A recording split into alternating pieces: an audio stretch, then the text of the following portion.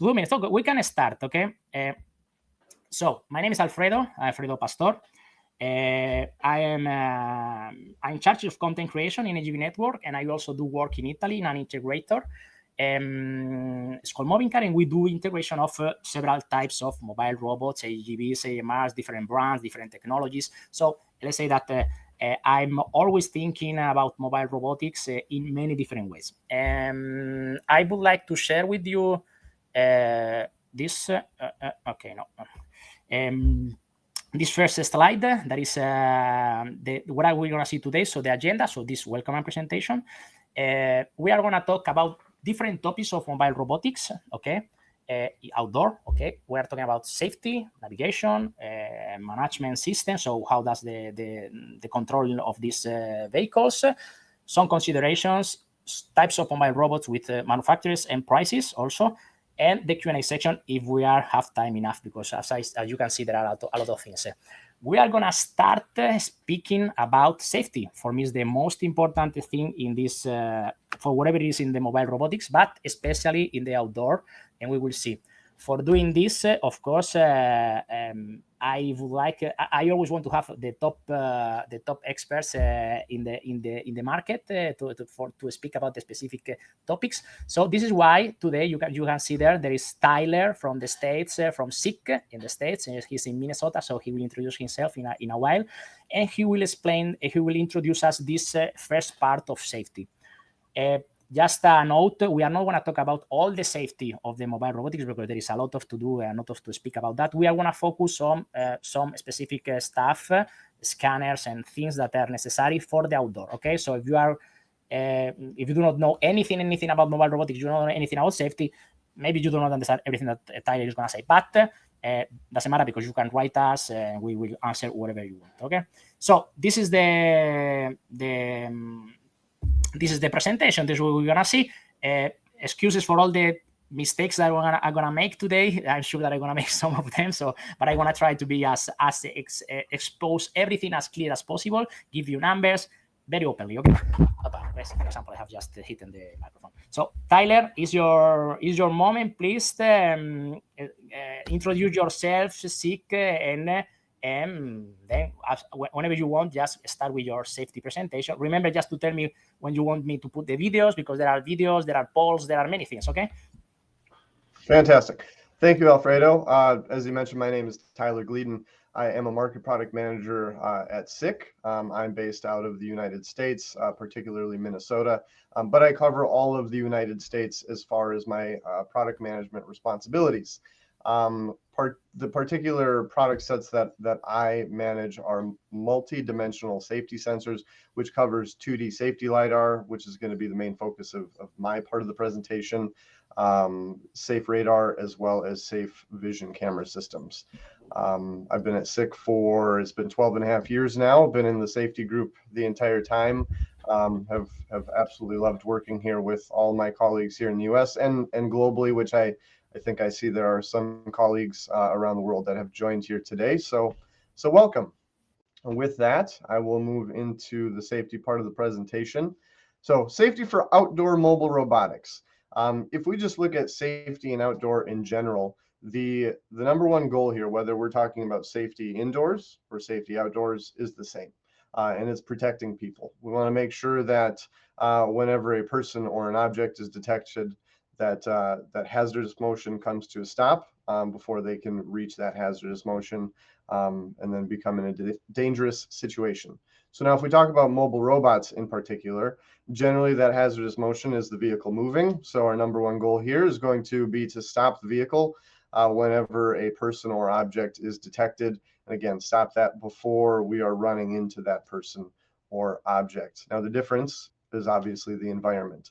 So those are the main things that need to be considered when implementing safety in an outdoor application is choosing the right types of products. I think a really big one is choosing products that are actually designed for those environments. I know that hasn't always been easy in the outdoor space because until relatively recently, there haven't been many products that have been designed and certified for use outdoors. Speaking specifically to safety rated products. So if you look at what's shown in the picture here, the outdoor scan, this is the SICK Outdoor Scan 3, actually the world's first, I believe still only, but certainly the world's first safety laser scanner rated for outdoor use. And what helped allow us to develop and create such a device was this standard, the IEC 62998. Leading up to that, there had really been no standards that allowed for the development of a safety laser scanner, safety light curtain, really any sort of AOPD to be used outdoors. That's because the standards that we use to develop these products specifically state for indoor use only and in industrial environments. So that left all of manufacturers like SICK with no real path forward to develop a safety laser scanner that is rated for outdoor use. With the introduction of this IEC 62998, it kind of bridges the gap and says, okay, if the environment that you're developing a safety related sensor for is not covered by any existing standards, the 62998 can then be used in conjunction with the other standards that you would typically use. And so that being one major one being IEC, IEC 61496, particularly 61496-3. So again, choice of sensors, making sure you're using sensors or just products in general that are rated for outdoor use, but obviously that are going to work and fit for what you're trying to do with your mobile robot as well. Now, second goal, and pretty close to the first goal. So like I said, first goal is to stop hazardous motion, make sure that people are protected. And so I would say that's 1A. 1B being that we ensure that productivity is maintained. And that's a big focus of SICK with our safety portfolio, is keeping people safe, but also maintaining or even increasing productivity. And we've been able to do that very well with the innovations that we've had through the years. So I really like this slide because it talks about sensibility of the safety laser scanner, right?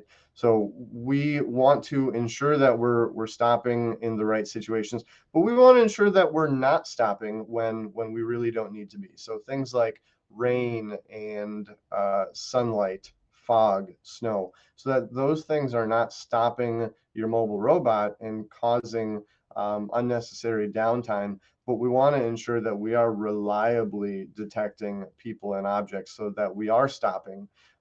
That's how we can maintain that safety level of these devices and of the overall safety systems.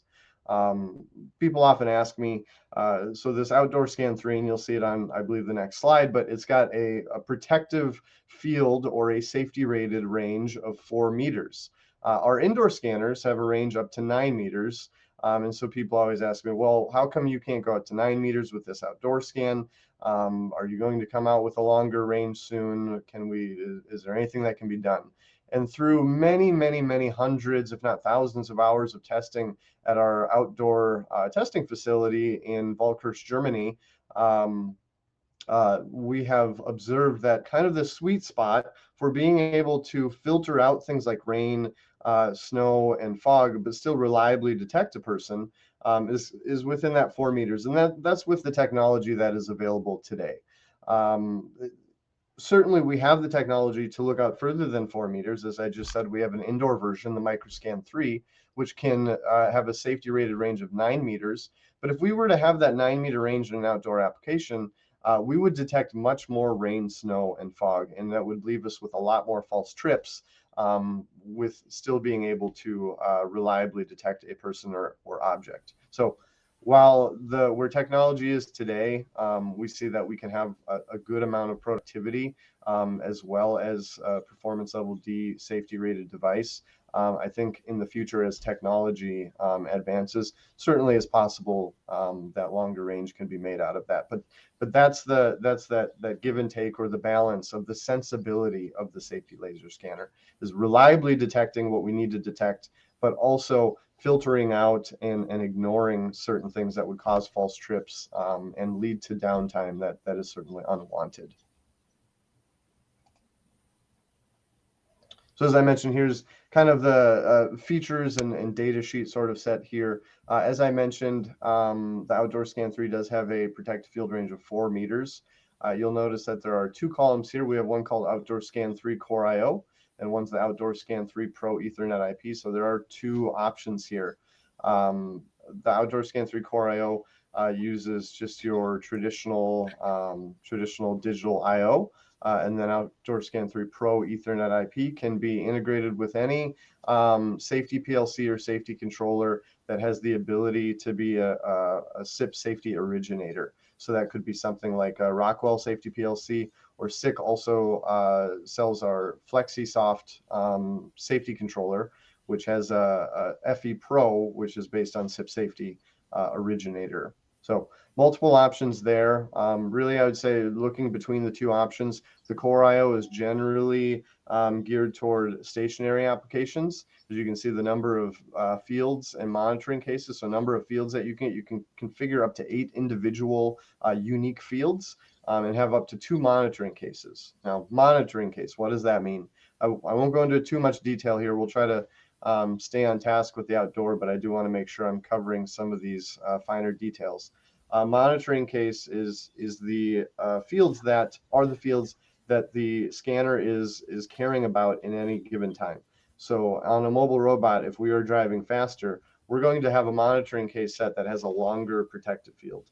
And if the vehicle slows down, we can then bring those protective fields in, so we would then switch to a different monitoring case.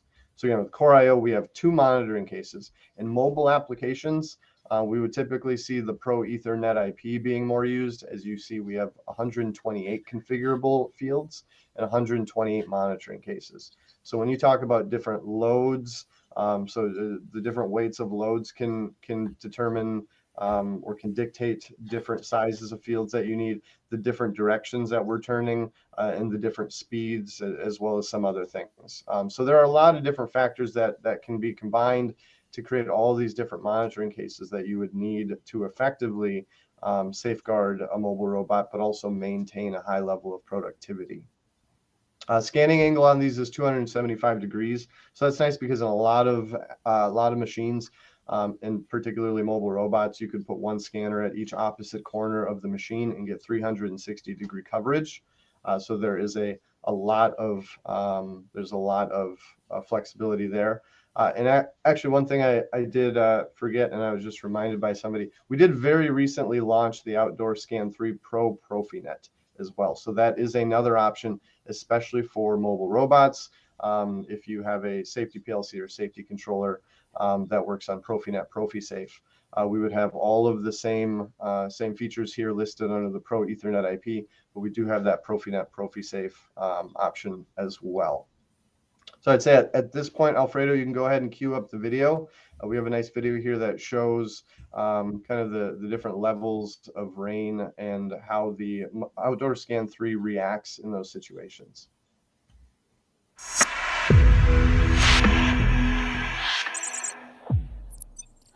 Hi, I am Michael. Today I will show you how the AutoScan 3 handles rain. The first scenario is moderate rain. This is typical for a rainy day in Central Europe. As you can see, the AutoScan 3 is operating just fine. The second scenario is heavy rain. This type of rain occurs in mountain regions or during thunderstorms. The AutoScan 3 can also operate in these conditions with the proper weather protection. But there will be some sporadic infringements of the protective field. The third scenario is very heavy rain. This type of rain usually lasts only several minutes. The AutoScan 3 will now change into a safe stop condition. As soon as the rain will stop, the AutoScan 3 will start normal operation again.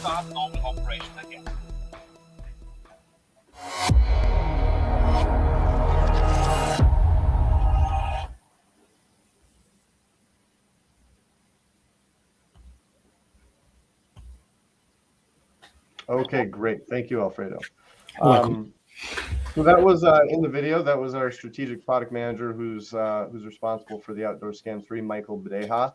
I believe he is here on this webinar today. So thank you for the nice video, Michael, and thank you for the reminder about the Outdoor Scan 3 Pro Profinet as well. So moving on here, a couple more points about the data sheet. This is more environment related. So this is IP65 rated device. We do have very, very high light immunity. So if you look at ambient light immunity, 12,000 lux, and halogen light immunity up to 40,000 lux. Really, we see no issues with false trips from ambient light on these devices. Very, very, very good operation in those environments. I did see there was a question that came through about low temperature environments. So our ambient operating temperature rating is down to minus 25 degrees Celsius and up to positive 50 degrees Celsius, again, for the ambient operating temperature. And so you saw in that video there the 10 millimeters per hour, in which we could actually work very well in. The snow equivalent of that is 3 millimeters per hour, which, being here in Minnesota, I see that amount of snow every once in a while. And that is pretty heavy snowfall. We don't get that super frequently here. When we do, I'm certainly out there with the snowblower, usually multiple times throughout the day if it's going to snow more than a couple hours. And then fog, if visibility drops to 50 meters or below, that's when we start to see issues with false trips as well. And for an indication of how much fog that is, if visibility drops below 50 meters, they do start grounding flights. So I don't think that probably happens very often. I can't remember the last time I've seen it happen here in Minnesota with flights being grounded due to fog. So I don't anticipate that to be that much of an issue either. Rest of the data sheet, like vibration shock, EMC, basically similar to our indoor version, the Microscan 3. So these are based off of, again, a lot of these at 61496 standard that we design and develop our safety sensors too. Last couple slides here. So there are definitely special considerations that need to be taken into account when installing these types of devices outdoors. I think that through the last few years of having this product on the market, we've seen probably one of the highest success or failure factors would be how the device is implemented in the application and these considerations for outdoor, whether or not they're taken into account. So one thing would be cable selection. SICK does offer outdoor rated cables, and I know there's a whole host of other cable suppliers out there that offer outdoor rated cables. So if you're going to implement safety or any other products in an outdoor application, please, again, going back to that first slide, make sure you're choosing the right types of products, and that includes cabling. How you route your cabling can affect things. So if you have your cable going just straight up from a connector and you know that there could be water coming down that cable, well, that water is going to end up on the connector and eventually maybe get in there or cause corrosion. So you want to loop your cables down so that any water would come and drip off the bottom of the cable and not make its way to the device. And then there are other things like, where do I install? So two installation recommendations from SICK is that, one, you would install the device inside the machine paneling so that it is protected from that outdoor influence.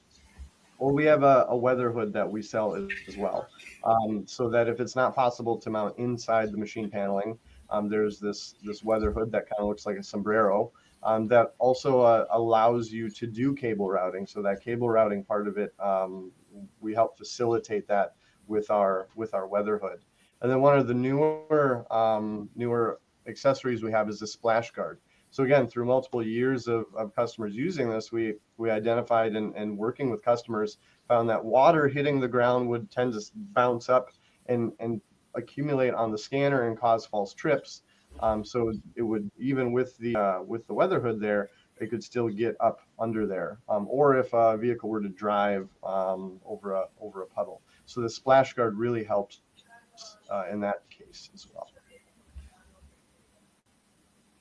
Oops, actually missed one there. So one other thing is the air wiper, and rather than describe it, Alfredo, I'll just have you play that air wiper video. I think it can explain it better than I can.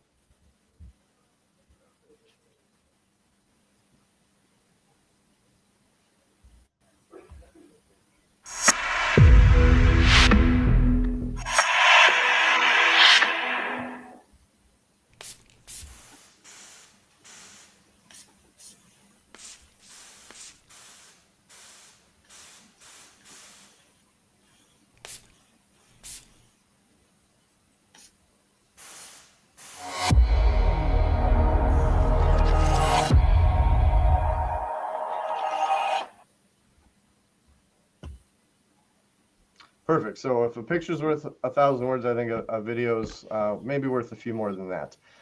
So you can see exactly what it's meant to do there.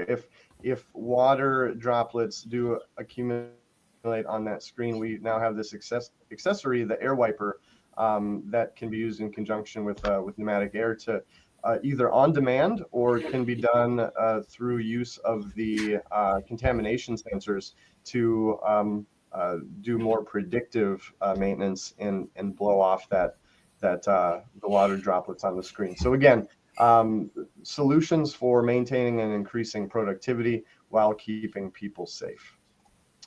And now last slide for me before I hand over to Alfredo, dynamic weather assist. So this is a solution created by SICK or a system to increase productivity in these outdoor applications when rain is causing false trips. So one thing that I haven't mentioned yet, but another consideration to take into account is the size and shape of your protective field can affect how rain, snow, and fog trips out the device.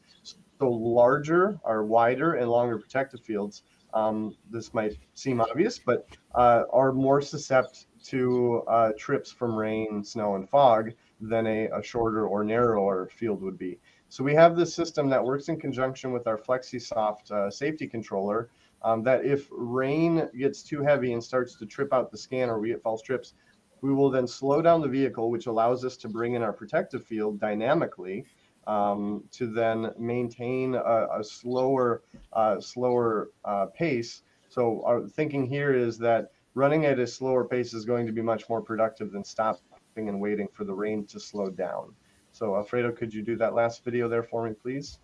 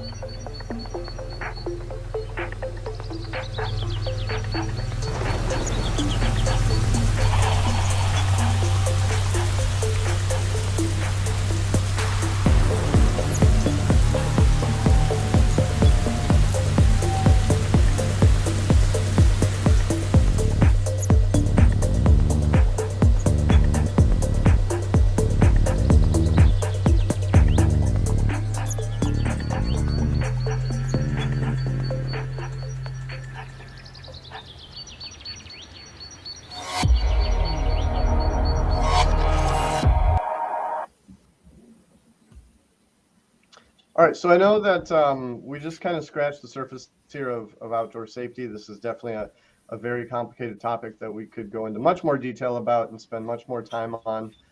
So hopefully that whet your appetite a little bit. And if you do have more questions, reach out through this webinar or to your local SICK subsidiaries for information about this product or other SICK products. And thank you very much for your time.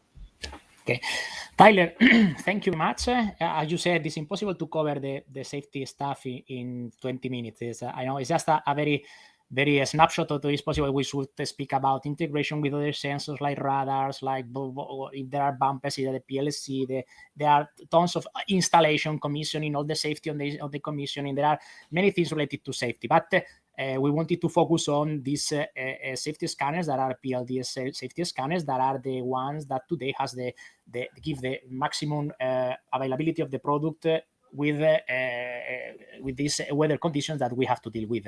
So thank you for your time and thank you for this explanation stated. I don't know if we have so much time for the Q&A. I saw a tons of questions there, Tyler, so maybe we can discuss then with people afterwards. Sure. I wanted to make a poll, okay? A poll, like this. So about your no, this is not the poll. Close another poll. Okay, 1 second. Poll. Which poll I want to do? This one. So outdoor safety people, I want you to participate today in this. There are 2 polls here, and this is related to safety. So if we are talking about safety, we have seen this safety stuff, okay, regarding the safety scanner, the outdoor scan. I would like to know what is your current situation with the safety in the outdoor mobile robots, okay? For example, if you are, you already have installed or you have produced and designed all the AGVs, AMRs without these safety scanners, and you would like to implement them to improve the safety of your systems, you are thinking about manufacturing, designing your first mobile robot for outdoor, and you need to have some more information about how to install and how do this work. What are the features of this scan outdoor scan 3, and then if you are an end user or you are an integrator or a distributor of mobile robotics, if you want to buy or you want to install this type of robots and you would like to know something more about safety or so, how do safety laser scanners for outdoor work. So please vote there. In any case, don't worry if you are not in any of these categories. Just skip this poll. I just wanted to give you some time to participate to this webinar. Okay. So well, we have okay. I will end voting. Okay. There are not so much votes compared to the amount of people that we have online, but I give you 2 minutes more because we are already running out of time. And come on, don't be shy. I want to know from you. Otherwise, I can modify the speech while I'm speaking, because depending on your answers. Okay. I think it's balance and voting. Okay, that is just a sample of the audience. Okay, I will share results with you. One second. Let me know if you can see results. Okay. Let's say that there are people. I think it's mainly people, Tyler, willing to implement their first mobile robot in outdoor from the design and manufacture point of view, or maybe from the installation point of view. Okay, so we can focus on this afterwards with you if you are interested in. So let's go ahead with the presentation, because we finished. It's big words to say we finished the safety stuff, but we can go ahead. Okay, this is the poll. More things. Let me go ahead because I have not the mouse and I'm quite okay. Next thing that I would like to speak with you is about navigation. Okay, what are the different types of navigation systems that we can find in the outdoor mobile robots? Disclaimer: I'm not gonna get into detail of all of this or about the sensors, if they are 2D, 3D. Okay, if they are okay. I want just to give you what are the possibilities in the case you are willing to buy or to install mobile robots. So you have the typical magnetic tape navigation. In this case, we used to call AGV. It's a type of navigation that is quite invasive from the installation point of view. It's costly also because you have to make some track. But on the other hand, the vehicles are cheaper. Okay, so we will see this later on. So we can have this kind of magnetic tape navigation. We can have other natural navigation systems, which are the LiDAR. Okay, typically is the SLAM algorithm. Okay, we have vision, we have GPS, and we can ultra wideband. So, or we can also have a combination all of these systems. There are pros and cons of each solution. For example, the magnetic tape navigation is the vehicles. The advantages are the vehicles are less expensive, as I said, and it doesn't suffer anyway the weather conditions. I mean, if rains, doesn't matter. The vehicle it always go. I've installed some of them 6-7 years ago, and they are still running and they are still going there. Okay, so from the magnetic tape point of view, I would say that it's reliable from the navigation's point of view. Of course, it's difficult to install. It's lack of flexibility because each time you have to modify something, maybe you have to track on the floor, you have to cover with protective resin or asphalt or whatever it is. Okay, so it's not flexible in terms if you are thinking about modifying this track every time. The vehicles are slower compared to this natural navigation. Let's say technology, okay, and that is more or less some advantages of disadvantages of this magnetic tape navigation. If we talk about LiDAR, LiDAR is a very huge topic. Okay, 2D, 3D. Okay, let's say big stuff or general stuff. Okay, it's easy to install the vehicle. So you have a vehicle with the LiDAR system. It's easy to install because you map your environment, and then it's finished. I mean, one is mapped and then maybe cleaned from the software, but it's finished. It's very easy. It's also the vehicles are fast. I've seen tow tractors running at 25 kilometers per hour, so very fast vehicles, and it's reliable. And I put reliable, and I explain you why. The vehicles are more expensive because you have more sensors on the vehicle, more complex sensor, more complex, more computing capacity needs for your vehicle. So you need to have you spend more money in the hardware of the vehicle. But not only, also the software of the vehicle typically is more expensive than compared with an easy magnetic tape navigation. Then we have the Vision VSLAM. Okay, we can is accurate. Okay, again, it's easy to install. Fast vehicles, and it's also reliable. Again, with the asterisk and I explained. The problem of this is the large amount of data that you have to manage with. Okay, so the Vision has a huge array of information, and your algorithm has to manage all of this. So it means that your vehicle or your system needs a huge computer to manage all of that. It means that the vehicle is more expensive also, is compared to the LiDAR. Okay, GPS, easy to install. So you have your GPS, you connect with GONAS or whatever it is, and it's done. Okay, reliable, yes, because typically these systems with or 5G or 4G are always connected, or even GPRS you can even manage this navigation. Of course, the tolerances are not too tight, but you can manage this stuff. Disadvantage is this not so accurate, and maybe it's not suitable when you are switching in indoor-outdoor applications, because you could lose this GPS connection. What do I indicate that reliability is a key factor? Okay, I explain you why, but first I want to see you to watch to let you know to show you a video where I show you this. 1 second, because I am alone and I have to do so. 1 second. Okay. So just let me show you this video. This video is a very old. It's not working. Oh yeah, it's working. It's a very old system. Magnetic tape navigation, as I said, is installed 7 years ago and is running there. I go fast. I don't show you all the video. Just want to let you know that there is the okay. Let's forget about this. Okay, 1 second. Let's see if there is. Okay, here it is. It's a tow tractor. In this case, is running outdoor. Is running in asphalt. So it's going well. But it's tape navigation. As you can see, it's slow, but it's doing his job since a lot of years in 3-shift navigation, in 3-shift working environment. Okay. So that's it. I just wanted to show that you can have this type of navigation. You can see here that we have a bumper. When we installed this system was many years ago. There was not any safety scanner able to manage snow, fog, like we have today with the outdoor scan 3. Okay, finish here. I come back to the presentation. 1 second. Close this. Okay, close and come back to the presentation. Good. Why do I say that reliability of the navigation is important?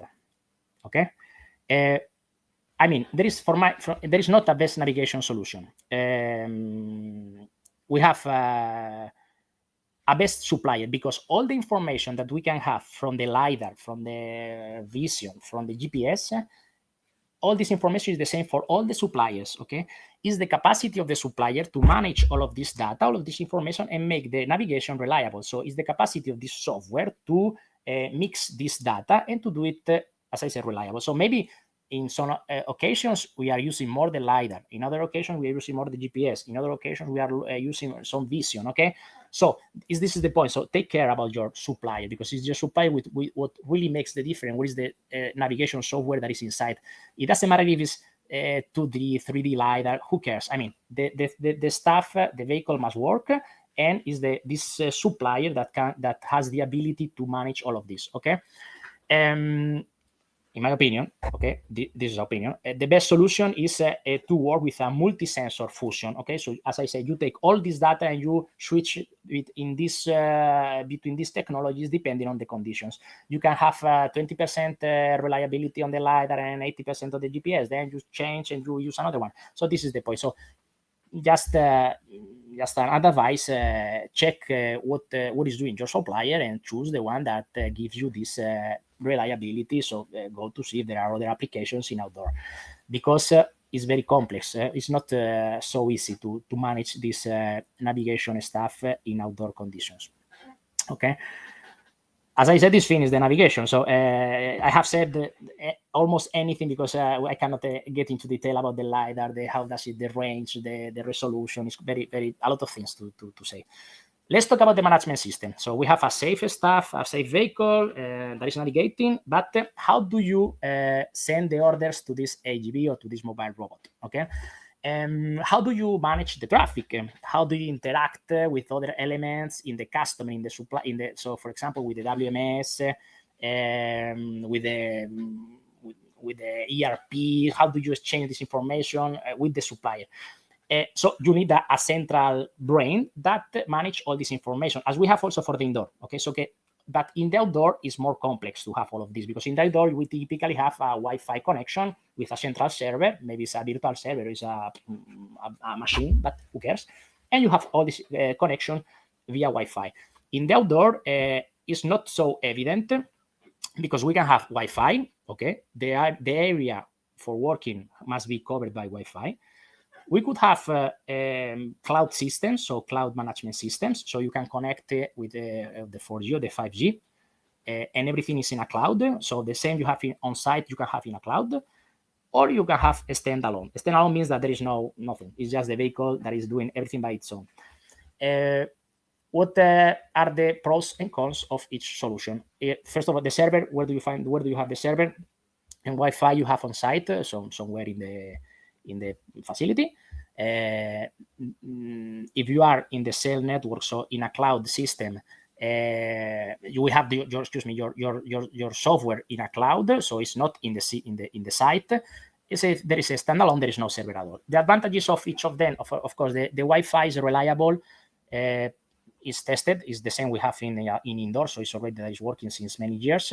It's easy to communicate with the customer system. So if you want to send, give information of the material that you are transporting, etc., it's easier to connect. But there are some disadvantages if you want to install this Wi-Fi in outdoor. For example, it's expensive to cover big areas with outdoor. For example, if you put an outdoor access point with a well-known supplier, each access point could cost even 2,000 euros. So if you have to cover a lot of a big area, this could be very, very expensive. Okay. If we are talking about the cloud, it's easy to deploy because you don't have to make an integration with the customer. You do not need any kind of infrastructure. One second. Another disadvantage of the Wi-Fi is that you have to do the maintenance of this access point. You have to install also, for example, bolt light protection. Okay, so or light bolt protection. So this is why I say this is more complex.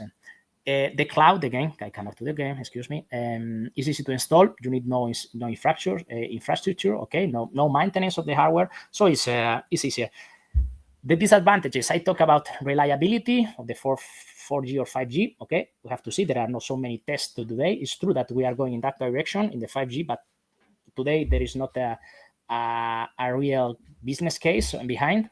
And the cyber security, I put in a question tag because I'm not an expert. And when we speak about cybersecurity, all the plant managers or IT managers are concerned about the cybersecurity. It's normal, and they are all afraid of this kind of cloud systems where it's not in the factory, so they cannot control the safety, the security of the system. If you speak, on the other hand, if you speak with someone that is deploying cloud systems for WMS or other cloud system, they tell you that is the safest in the world. So it's safer than on-site system. So it's something that should be understood better. Standalone, you have your vehicle, there's no communication with anything, just itself. So for easy installations, it's a good solution. So no cost, but of course, there is limited in terms of operations, so because you have no communication with the customer of the ERP or WMS, as I said.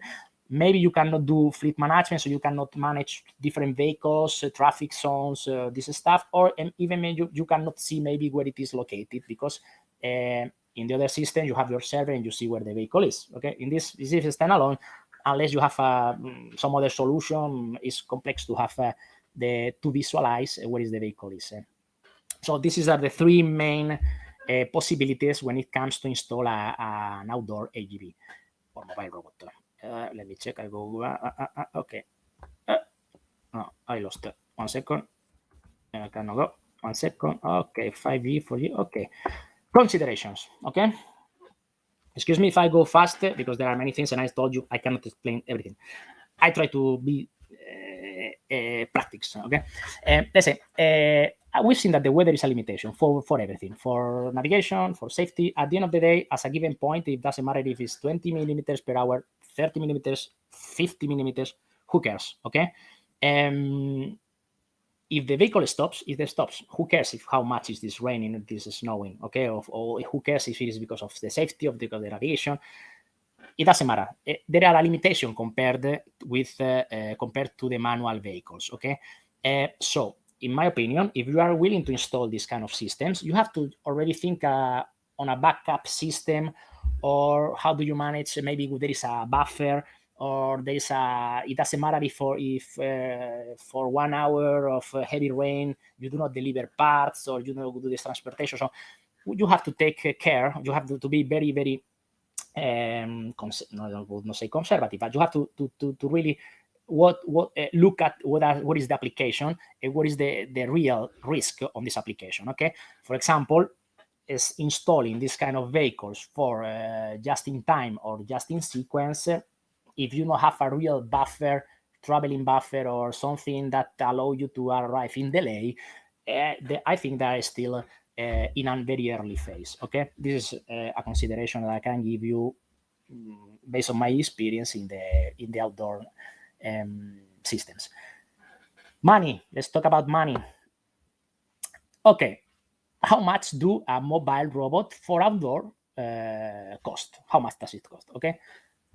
First thing, we've seen that we need a safety, let's say, scanner certified for outdoor, or at least able to work in outdoors. Okay, and if you have a vehicle, depends on the vehicle. Let me just this slide is just a very, very rough indication, because it depends on the vehicle. Consider that each safety scanner, from the indoor use to the outdoor use, you have around $4,000, okay, difference, 4,000 euro, okay, difference. So you have 3 safety scanners for a forklift, for example, where you have covered all the 360 degrees of the vehicle. You have to put 3 outdoor scans, safety scanners. You already have 12,000 euro more on your vehicle. On top of this, come back. It depends also on the vehicle. Of course, you have a tow tractor that is always going forward. Maybe you only have two safety scanners, maybe on diagonal or in the 2 corners in front of that, and you are covering 270 degrees, both of them. So you only need you have 8,000 euro more, but it doesn't matter. It depends on the vehicle a lot, because many times you have to modify the vehicle to put maybe outdoor wheels, rubber wheels. You have to modify the IP protection. So it depends on the vehicle a lot. On average, very average numbers, you could consider around 30,000 euro or dollar more, because now the dollar euro is more or less the same, from the indoor cost, talking about AGV, to the outdoor cost. Okay, is forget about this what I said, because you will find something different in the market, but it's more or less like that. Okay, let's talk about different types of vehicles. What type of vehicle do we have for outdoor applications? For industrial applications, we have the 3 main types of vehicles that we already have for indoor AGVs, mobile robots, AMRs, forklifts, taggers, so tractors, or platforms. It's true that there are a lot of new applications that I call service, more or less, that can be security robots, last mile delivery robots, military applications, for example, parking robots, whatever is in outdoors, but they do not have all these requirements that we are seeing today for the industrial applications. In fact, today I'm just talking about the industrial because I do not know so much about all of the other things, all the other vehicles. So if we go to see what are the, and I will give you also prices of that, okay? So stay there 1 second. I will also give you the presentation, but only to those until the end of the presentation. No, I will give to everybody. Forklifts. Do we have outdoor forklifts? Yes, of course, and I'm gonna show you a video. 1 second, please. Copia. This video is from the I found in internet from the Spanish company Smartlogy, and it's nice because we can see a different range of products of forklifts working in outdoors. So, okay, let me check. Just to show you that, in fact, there is the possibility to have different kinds of vehicles, so stackers, pallet movers, reach trucks, working for outdoors.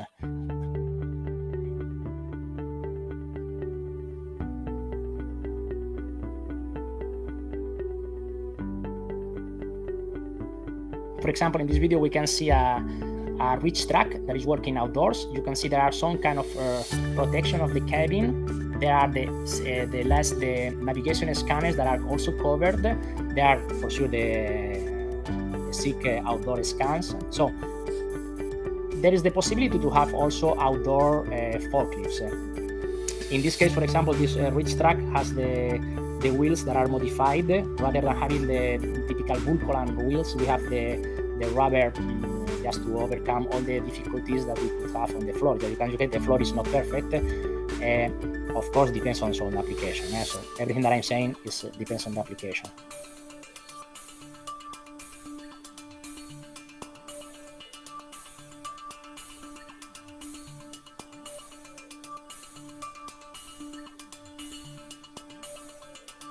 In this case, we have a counterbalance forklift with the Vulcan wheels, typical wheels. Also for indoor-outdoor, this is very important because it's not easy to manage indoor-outdoor navigation. It seems that for this application, these wheels were enough. Okay, maybe in your case you'll have to change all the wheels.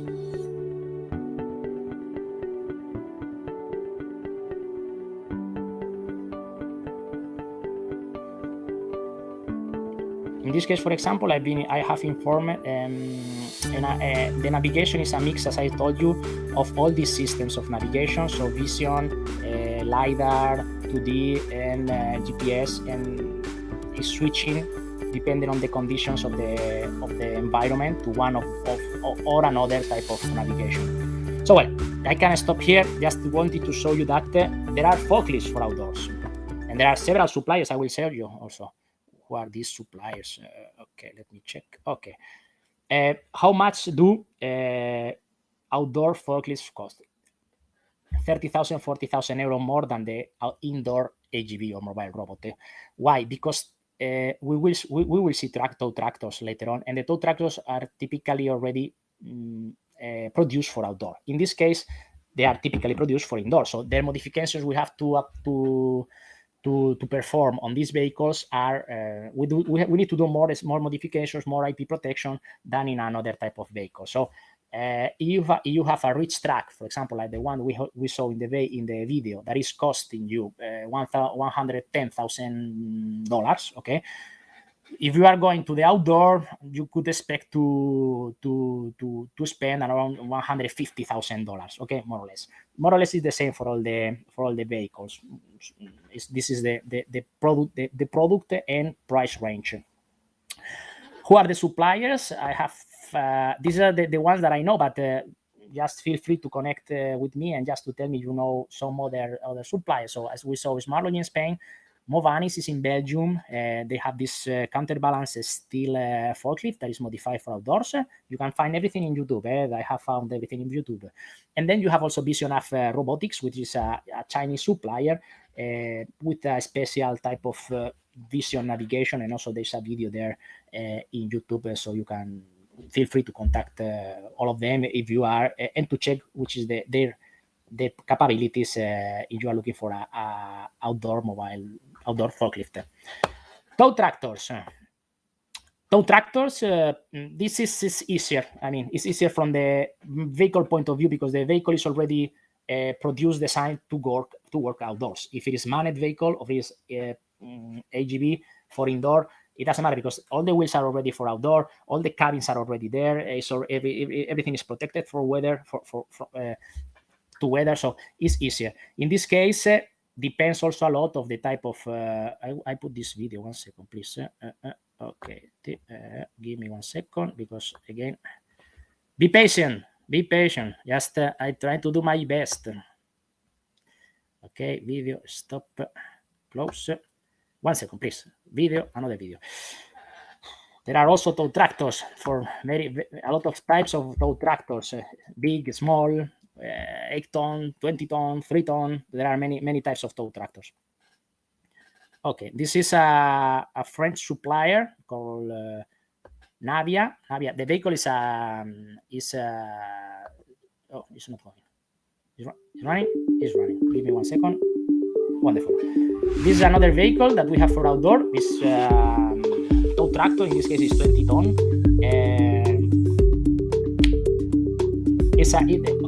Also the forklifts that we saw in the video before, they used to have the possibility to be driven manually or automatically or autonomously. So this is some kind of backup solution, as I told you. Okay, so the possibility to have these vehicles in both operation modes, so manual or automatic, is already some kind of backup solution. In this case, the video is showing an application in the this is the LiDAR mapping in the airports. Okay, there are other suppliers. This is someone I know, so I will take a shot. This is one kind of vehicle. Okay, I stop the video, otherwise we are in delay. 1 second, and I come back to the presentation. 1 second. Thank you all for your patience. Okay, just wanted to show you some more pictures, okay, of different possibilities. We have AGVR in the Netherlands that is doing another kind of navigation. They explained me by email with some kind of RFID on the floor. This is what we saw the Charlotte. There are this tape navigation, and but in this case we have many other more suppliers, more options. Okay, we have always Smartlogy for the one with the forklifts. We have Sinersight in Spain, Smartlogy in Spain, Sinersight in Spain. These companies are transforming tow tractors for another Spanish supplier that is called Tecna in Pamplona. And this company, for example, they work all of them. They all work together to develop all of this stuff from the. I mean, and the manual tow tractor is already implemented to be able to be to make it autonomous. Okay, for the drivers, for everything. This is important because it's not sometimes it's not easy to make it from manual to autonomous mode. Okay, we have Charlotte Navia in Easy Mile also, which is also a good supplier of vehicles in France. And Eka Group is this vehicle that is very interesting. You can see it in internet. There is an application. Again, if you find some other suppliers, just tell me. There are other more. I found lately that I had no time to put all of them. These are the main I know. I do not know anyone in the States. I would like to have your opinion. If you know someone in the States, please let me know, because I have many people asking me if the States if there are forklifts or there are outdoor tow tractors. Okay, how much do these tow tractors cost? We're talking about 800,000 euro or dollars, more or less, for a 2D or 3D LiDAR vehicle. But as I said, it doesn't matter if it's 2D, 3D. Well, 3D is more expensive in terms of, but who cares? The point is that it has to navigate and to localize itself. Okay, otherwise you can put whatever. If you are not able to manage it, it's not important. So it's around 100, 110. Okay. For autonomous vehicle, if you have an automatic vehicle with magnetic tape, you are spending 70,000 euro for 8 tons. So it's 30,000 euro difference. It's not. It's important difference. If if you have one vehicle, maybe it depends on the application. I'm not gonna say what is better. I would like to have all autonomous, but sometimes you have a very stupid loop outdoor or 3 shift running, and you put this type of easy technology, and it works. It works. You cannot say that it doesn't work. 20-ton vehicle, we can have up to 150,000 euro dollars. 100 depends on the supplier. The magnetic tape is 80,000 more or less, and we have also suppliers, as I said, for example, like AGVR in the Netherlands that is producing, for example, 60-ton vehicles, more or less $180,000 euro. These numbers doesn't mean anything because then you have to install them and you have to spend money in the installation, in the commissioning, in the Wi-Fi. I'm just giving the numbers of the vehicles themselves. You have to do how much does the installation commissioning cost? Depends. $30,000, $100,000 is very complex to say. Depends on what is the environment, how long is the track, everything. Okay. Hope is interesting and is clear. Platforms. Let's talk about platforms. Platforms. There are many types of platform. I mean, not many types of platform. There are not so many suppliers of outdoor mobile robot platforms, but all of these I've seen are more or less customized. I mean, they are typically used for heavy loads or bulky unit loads. And they are also equipped with roll conveyors, with lifting tables. Almost all of them I found these are custom made for specific applications to substitute some kind of internal transportation with a van, with a lorry, truck. Even I've seen tractors, agricultural tractors with a trailer moving heavy loads from one point to the other point of the factory. I want to show you also this video just to show you that they exist. One second. This video is from Staubli, that is in partnership with SICK people, and there's a great video on internet. I recommend to go to see it and just give you 30 seconds of an idea of what it is in this case. But it's a specific case. These dimensions, this vehicle is done, designed for this application. If I'm not wrong, it's in BASF in Germany. Okay, 1 second. It's going. It's going.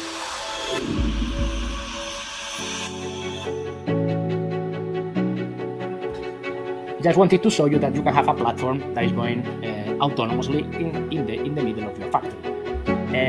You can equip these platforms with curtains to load and unload the material, go from warehouse production, whatever it is. It is possible. It is possible. It's very important. For example, in this case, you will see in the video. This platform is also omnidirectional, so it's very, very interesting. It has 4 safety scanners, there are volumetric LiDAR, there are safety. Okay, nice. Okay, there are many possibilities for outdoor. The message I want to give you today is you can find everything in outdoor today because thanks of navigation technology, safety technology, you can find everything. Okay, very fast. I know I have not given so much information about everything, but there is another poll, and I want to please participate because it's important for me. Because in the next webinars, I close this one and I put the new poll. 1 second, please. Okay, next webinar. Okay, what do you want us to go into detail? Okay, what topic do you, if we are talking about outdoor, only about outdoor, do you want to have a webinar dedicated to safety? Do you want to have a webinar dedicated to navigation? So we speak about navigation, sensors, LiDAR, radars, accuracy, tolerances, all of this. About the management system, how does it work, the management system, what are the different possibilities? Or if you are not interested in specifically this technology, okay, some of a specific topic for the vehicle itself, we can present some nice business case, giving numbers, what is the project, what was the project, the problems, how do we solve them. There are always problems. If they told you that there are no problems, there are always problems, but the point is to overcome them and to work. Okay, navigation, safety, come on. it's important because this will the next webinar about this could be about this. So please tell me what do you want us to speak about. 1 second, 2 seconds. Okay, okay, that's a good sample of people. And voting, navigation, and voting. Share results. Can you see it, please? Please write me there. Okay. Okay. Navigation. Okay, navigation. Good. I would say safety. I don't know why, but so you are interested in speaking about navigation. You want to get into more details about the navigation possibilities, pros, cons. How does it work? Wonderful. We try to find a reliable partner to do this, and we speak about all the possibilities very openly, explaining what are the pros and cons of everything. Okay, thank you for all those that has participated. For those who didn't participate, not thank you. Okay, let's go ahead with the presentation. No, it's finished. Wonderful. It's finished. The poll time Q&A section. Come on, it's time for. I've been very fast. I wanted to. Maybe I had to explain something more. Tyler, it's time for Q&A. Let's find some. I had no time to read all the questions. Have you had the chance to read some of them? Do you want to answer some of them? Yes, I have scrolled through and this way. While you are answering some of them, I find some other questions to answer myself. Okay. Sure. Yeah. So people, stay with us just 5 minutes. We are gonna answer some questions, and feel free to ask some more stuff. Okay.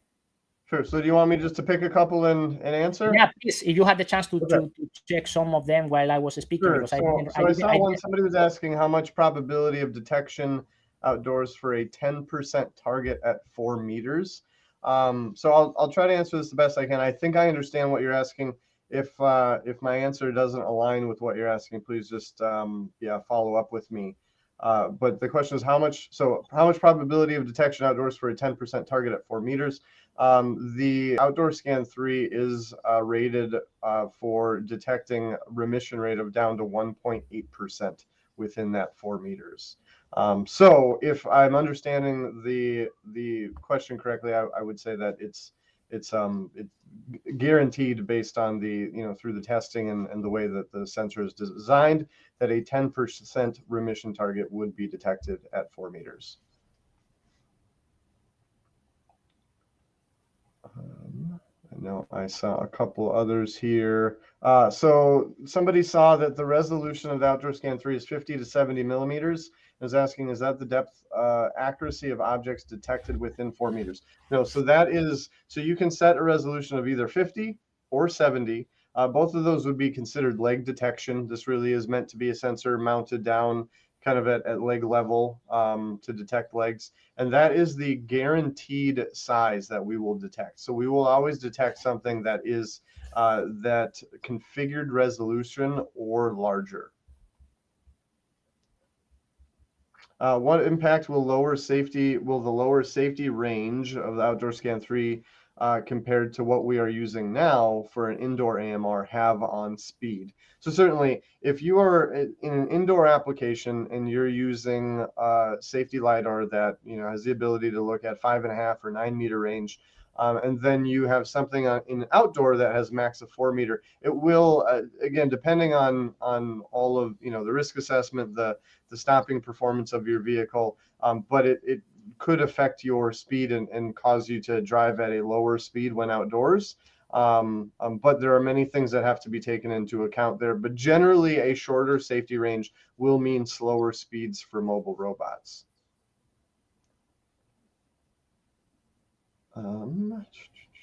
Blowing system to clean the scanner, the air wiper. What pressure does it work? So while Alfredo was presenting, I quick looked that up because I will admit I did not know that answer off the top of my head. But it's rated for 400 kilopascals, and then the range there is 200 to 600. So with an input pressure ranging between 200 and 600 kilopascals.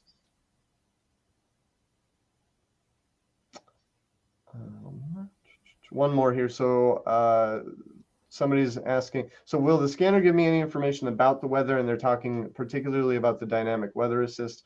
No, so the scanner is not actually using weather tower data or anything like that. It's purely using what is happening with its protective fields to determine whether or not there's a situation where there's too much rain or too much snow. So if it's seeing false trips, that will tell the scanner, okay, I must be frequently false tripping or even infrequently because I'm seeing too much rain or snow.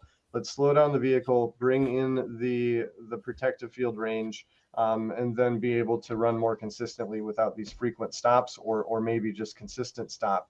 And then the second part of that question was, what is the dynamic weather assist? Is it software, hardware? And the answer to that is a combination of both. It is our outdoor scan 3 safety laser scanner, particularly the Pro Ethernet IP or Pro Profinet version, combined with our FlexiSoft safety controller and some pre-done software built into FlexiSoft. So it is a combination of hardware, software, and then instructions on how to implement said system. I think those were the main ones that I had picked out while I was scrolling through relating to safety. For my side, I see a very nice and interesting question. It was regarding the charging solution that I didn't mention at all, and sorry because I forgot. And it's important. It's important because in outdoors, for example, the charging is a problem, okay? Because you can do the contact charging, so the opportunity charging that we do in contact, maybe if it is wet, there is weather, could be an issue. So typically is done in outdoors or under some kind of roof. It's true that there's also the wireless power, wireless charging solution that I do not know exactly if it is suitable for outdoor and for rain. I have to think about to ask this to my contacts because it was one question regarding this possibility. The other solution is to change the battery once a shift, more or less, and these are the main 3 possibilities that we have today. But I apologize because I didn't put anything about the charging, and I should. It's something that I will provide you more information to those that are asking. Something else? No, I think it's too specific to. Okay, I think everything is okay. There are some questions that we will answer one by one, so we will contact you to answer all of this. There are many technical and detailed things, okay? So thank you, everybody. As I said, this webinar was a broad topic, impossible to go into detail. I wanted to give you very big idea from the end users, for manufacturers that are willing to start thinking about outdoor, integrators that are looking for some suppliers. I think it's try to give condensated mobile robots in 1 hour is not possible. But, let's see. As always, try to be educative with you people. Tyler, thank you as usual. Okay, it's the second time you do a webinar with me. Thank you very much. I will try to. I will contact your colleagues and hopefully they will assign you again and again. No, thank you for your availability, and thank you all everybody that is there for your patience, for the mistakes, for the pronunciation, for everything. Thank you all, and stay tuned because tomorrow I send you the presentation and more information about this webinar. Okay, bye. All right, thank you. Bye.